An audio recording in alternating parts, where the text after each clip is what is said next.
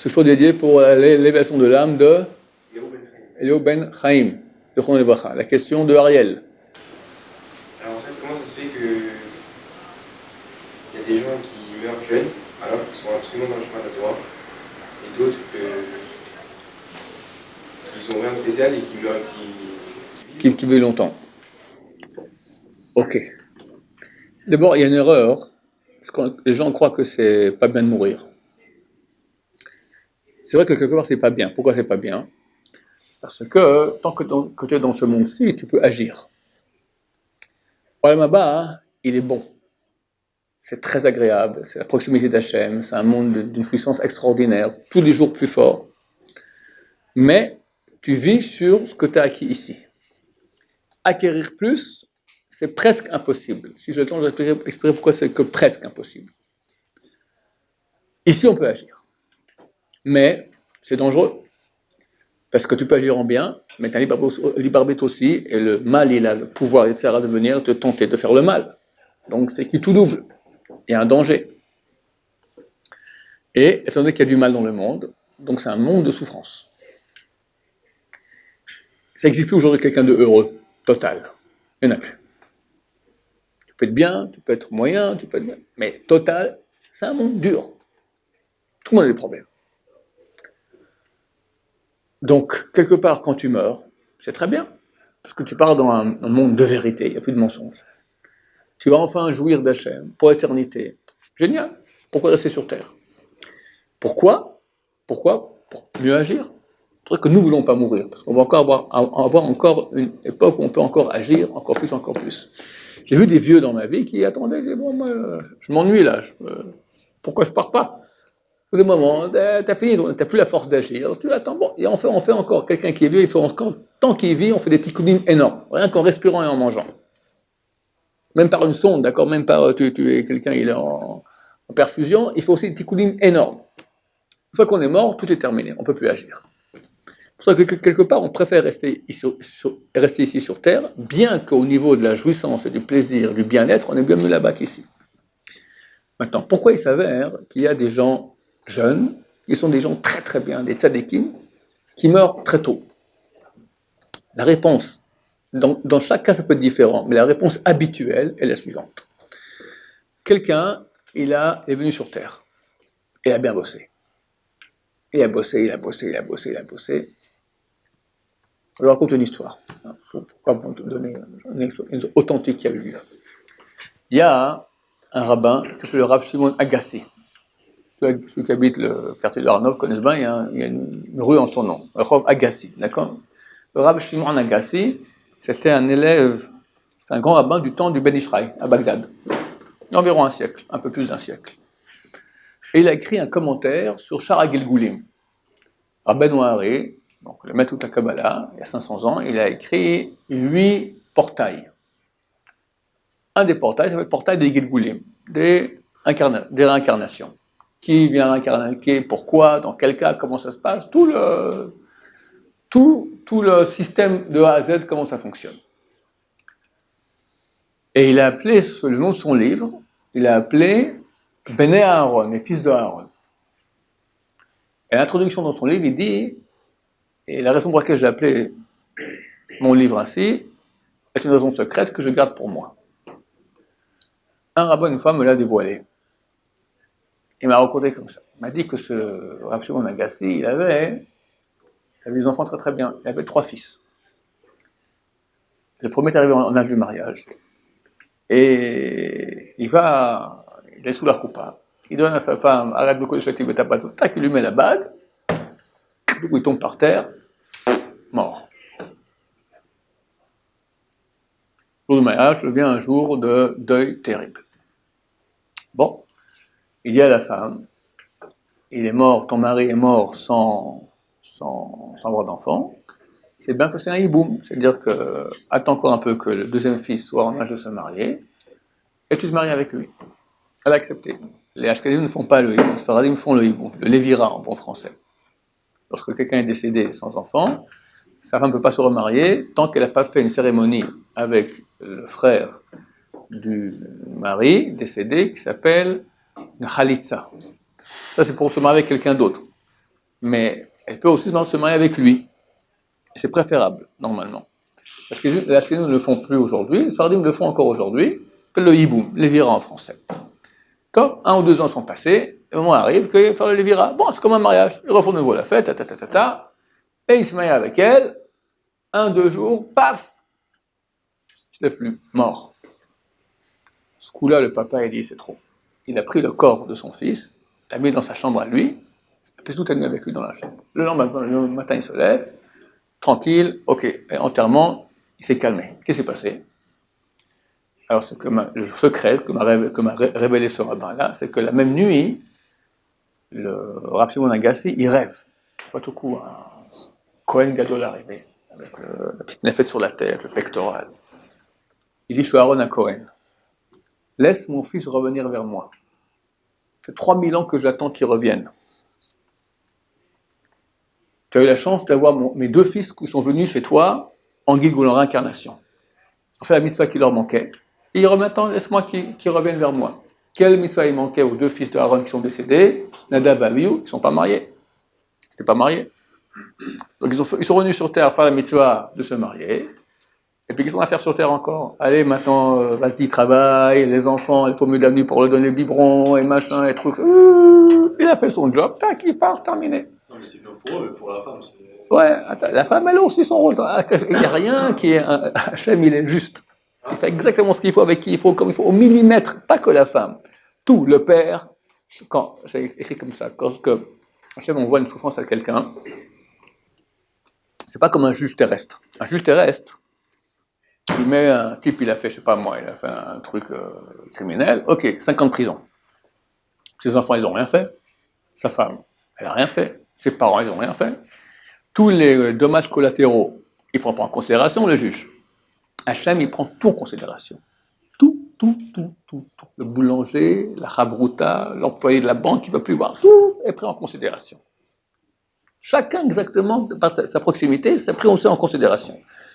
C'est pour cela que, à Rosh Hashanah, quand on est jugé, c'est bien d'être quelqu'un dont le public a besoin. Ou il a une famille. Il y a une question, est-ce que c'est bien de prendre une assurance vie? La halakha, elle autorise. Maintenant, le rabbanim, il refuse. Il disait, écoute mon cher ami, tu sais pas pourquoi tu vis. Peut-être tu vis grâce à tes enfants et ta femme, que sans toi, ils n'auront pas de quoi vivre. Alors pour ça que maintenant tu vas avoir une assurance vie, on n'a plus besoin de toi. Soupe, chassé shalom, il peut partir, il y a l'assurance qui va donner l'argent à la place. Donc tout est pris en considération. Donc Hachem, il est juste. Le Rav Shimon Agassi a promis à cette femme que le 3e enfant, ils vivront longtemps, et le rabbin qui m'a raconté, il m'a dit, ils sont encore vivants, ils habitent là-bas à la rue Intel, c'était il y a 20-30 ans, d'accord? Ils ont vécu très longtemps, cette femme et le 3e fils de Rav Shimon Agassi. Ah, oui, qu'est-ce qui n'est pas possible? Parce que vous avez dit que Tanakh, c'est la seule mitzvah qui s'est pas fait, c'est le mariage. Non, on en a eu plusieurs aussi, mais c'est deux en tout cas qui ne l'ont pas fait, Nadab et Abihu, oui. Le 3e, quand il s'est marié, il a eu des enfants. Ces enfants-là sont appelés au nom des 2. C'est pour ça qu'on fait le Lévira, pour donner un nom à la descendance, pour donner une descendance à celui qui est défunt. Entre parenthèses, ces trucs, c'est extrêmement spectaculaire. Ici au Badatz de l'Aïda Haredite, quand ils font la Khalitsa, c'est donc cette cérémonie pour permettre à la femme de se remarier avec quelqu'un d'autre. Elle doit lui attacher une sandale au pied, et lui crache par terre devant de lui, et tout le monde dit quelque chose, toute une sorte de Khaloutana, etc. Alors ils allument des bougies, et quand ils finissent la cérémonie, toutes les bougies s'éteignent d'un coup. Genre, c'est l'âme du défunt qui était là, qui part et elle est d'accord, hop. Et en signe, elle éteint toutes les lumières, toutes les bougies. C'est phénoménal, un truc carrément parapsychologique. Et tu as une question? Ouais, pourquoi aussi tard? Pourquoi 3000 ans après? Hachem, il sait qui quoi. Je vais peut-être expliquer ça aussi si j'ai le temps. Le principe est le suivant. Quelqu'un, il a très bien travaillé ici. C'est un sadique. Il repart au Lamaba. Ok, il va commencer à monter. Il monte. C'est peut-être la réponse à ta question. Il monte. Au bout d'un moment, je dis, mon cher ami, pour monter plus, il faut encore un peu plus. Ça, puis ça, t'as pas fait. Et des fois, c'est la manière qui est dure. Pardon? Des fois, c'est la manière qui est dure. La manière. De partir jeune. Par exemple, vous vous rappelez Je te dis, tout est calculé. Les parents qui auront cet enfant, c'est à l'avance, on saura très bien qu'ils auront. Et pourquoi? Parce qu'eux aussi, ils ont un tikkun là-dedans. Dieu est juste. Nous sommes aveugles, on croit que c'est injuste. Tout est juste. C'est pour ça qu'il faut maintenant, le jour de l'enterrement, faire Alléluia, Alléluia, tout le monde est content. On doit pleurer parce que les gens ont de la tristesse. Mais au niveau de notre conscience, savoir Dieu est parfaitement juste. Impossible qu'il y ait une injustice. Impossible. Son Dieu ne serait pas Dieu. Ouais, mais c'est dur de se dire ça. Par exemple, vous vous rappelez la femme qui avait eu 4 enfants, elle avait un petit peu. Ouais, alors. C'est dur quand même comme. Ah, tu crois quelque chose maintenant injuste que Hacham il a fait? Pas injuste, mais c'est dur comme manière. C'est très dur. Donc, Mais c'est des dur fois. de se dire que Alors, maintenant, tu veux que je dise maintenant en vrai maintenant? Cette personne-là, maintenant, on lui demande, oh là, Maba, c'était bien ce qui s'est passé, mais c'est fantastique, elle va te dire. J'ai eu une mort qui était dure. C'était maintenant, ça fait un petit coup énorme dans le ciel. Bien sûr que je le ferai une deuxième fois. Nous, on est dans un petit monde fini. Ouais, il faut bien vivre là, pas souffrir, machin, tout ça. Mais on parle maintenant de choses qui sont infinies. Quand l'infini agit dans le fini, c'est toujours des choses qui nous semblent anormales. Parce qu'on est dans le monde fini. On n'a pas la capacité de comprendre c'est quoi l'infini. Mais on peut, par la conscience, comprendre qu'Hachem, il est juste.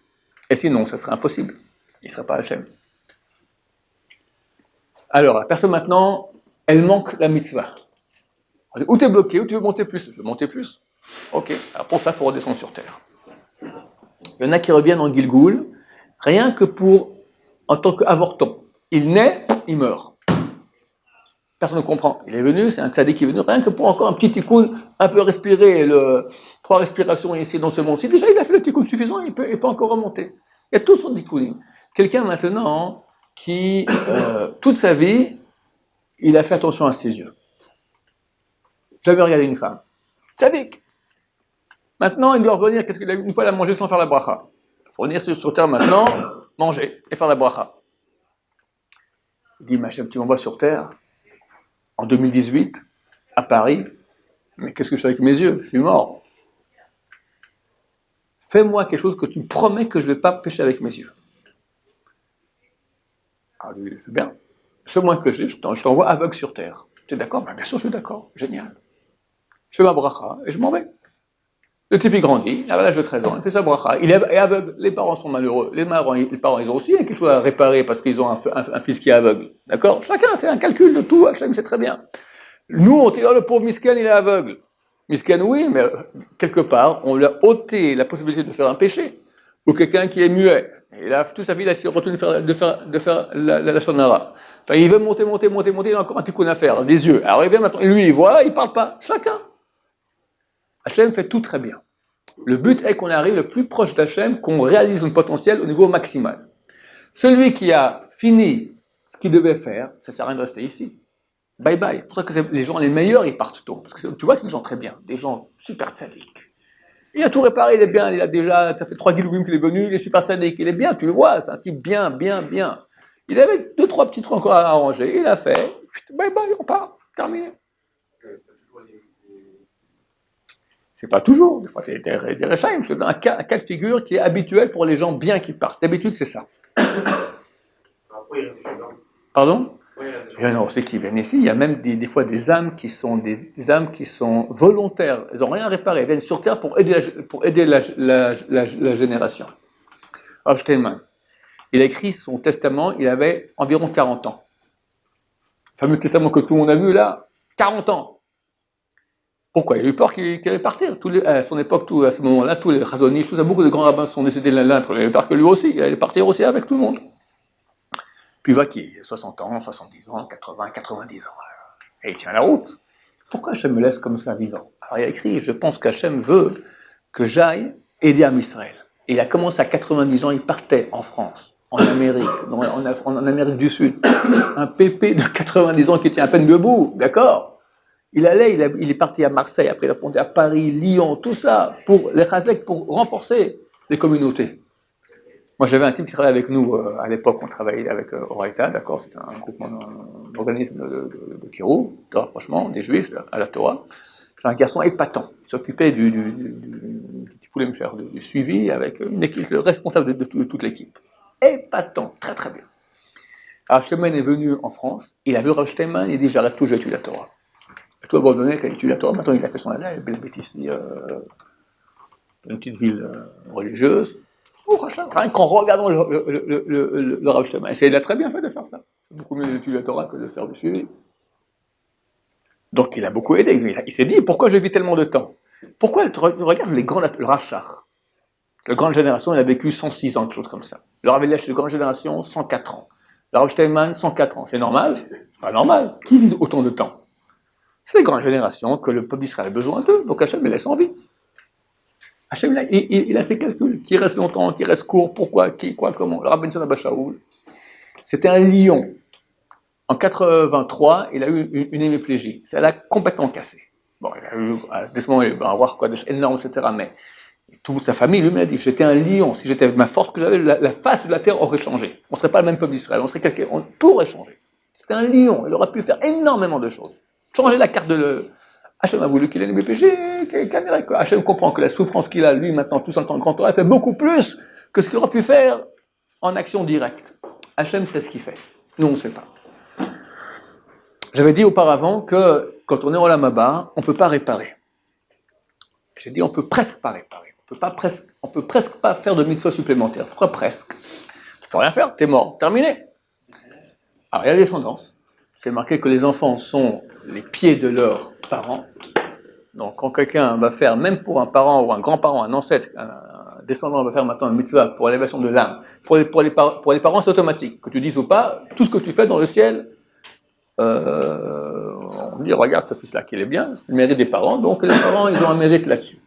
Quand c'est les grands-parents, etc., c'est bien qu'ils disent, maintenant, si je fais cette mission pour l'élévation de l'âme de ma grand-mère, de mon grand-père, de mon arrière-grand-père, d'accord, ça fait un effet. Et ils peuvent avancer comme ça. Ou n'importe qui fait maintenant une mission pour l'élévation de l'âme de certaines personnes, alors on fait encore avancer cette personne dans l'âme à-bas. Ça, c'est que dans l'année, non? Non, toujours. Quand tu vas prier à Rabbi Shimon Bar Yochai, tu donnes une tzedaka maintenant pour l'élévation de son âme, tu allumes une bougie, ça ne lui fait rien, bien sûr il monte. Alors pour ça qu'on fait, c'est une sorte de... Regarde, je t'ai aidé, aide-moi, d'accord? C'est évident que ça fait. C'est évident. Comment ça, il est venu depuis le temps? Il est déjà là-haut. Mon cher ami, là-haut, c'est infini. Infini. Infini? Infini. Alors, il y a encore un moyen super bien qu'Hachem a mis en place pour pouvoir arriver à gagner encore des mitzvot dans l'Amaba sans devoir revenir sur terre et risquer de tout perdre. Quelqu'un revient ici, c'est un tzaddik dans le Gilgul passé, dans la réincarnation passée, il revient ici, et il va à Paris, 2018, en été, les bonnes femmes, tac, ils sont dans le panneau, et il peut partir en cacahuète terrible. Il aura une vie bien. C'est marqué un rachat, un impie qui a une vie bien, c'est marqué c'est un impie, fils de tzaddik. Tu regardes, son père, il est tout aussi impie que lui. Pourquoi il est fils de tzaddik? Quand on dit fils de tzaddik, c'est le fils de sa réincarnation. Ce qu'il est aujourd'hui, c'est le fils. C'était produit parce qu'il était dans sa réincarnation passée.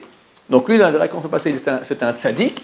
Donc maintenant, il a le passif positif de sa réincarnation passée, donc il ne souffre pas. Et il fait les 400 000 coups, d'accord? Et tout va très bien dans sa vie. Regarde, je fais tout va très bien. Mon cher ami, tu es en train de bouffer tous les mérites que tu as eu dans le Gilgul passé. Donc c'est dangereux de venir sur Terre. Alors Hachem a mis en place un système qui s'appelle Ibur Neshama. Ibur Neshama, c'est en quelque sorte tomber enceinte d'une Neshama d'un tzaddik. Quand quelqu'un mérite, il va faire une mitzvah dont un tzaddik et dont l'amaba est manquant. Par exemple, tu fais Bava Metzia. Il te manque un certain chapitre. Tu as fait Bava Metzia, tu n'as pas fait la fin du chapitre 1, qui est un peu plus dur. Tu as sauté. Bon, tu as l'amaba. Tu montes, on rentre maintenant, il y a un shiur sur Bava Metzia de Hachem, que je sais pourquoi il donne un shiur, d'accord, Bava Metzia, on arrive à la page 13, toi, t'es silence radio. Ça la fout mal par rapport à Hachem.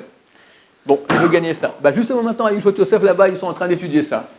Alors je vois quelqu'un, le tzaddik, il voit quelqu'un qui est en train d'étudier ça, et il rentre dans lui. Le type vient, le type, là, il a la pêche, allez, viens, il comprend, il a envie, il a été comme ça, un réveil extraordinaire.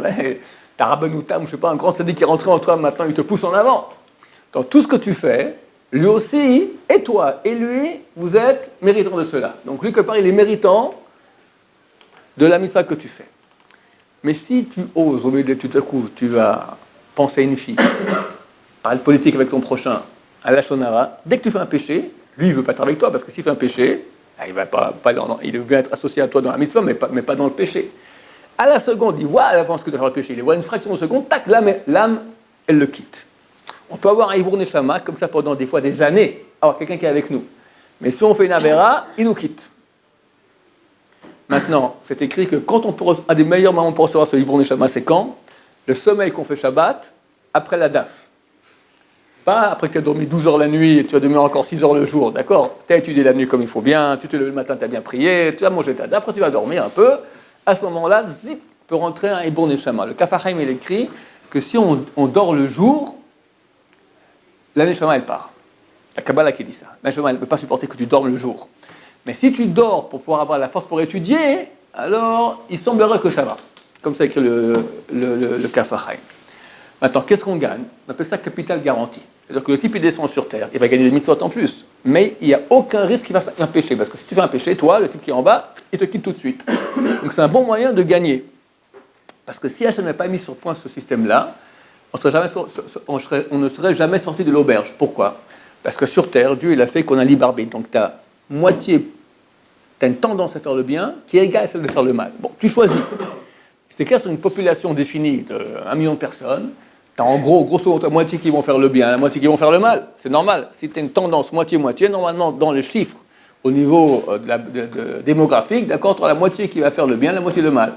Alors, on ne va jamais s'en sortir. Comment la moitié qui fait le mal, elle peut s'en sortir un beau jour? On en va au Olam Haba.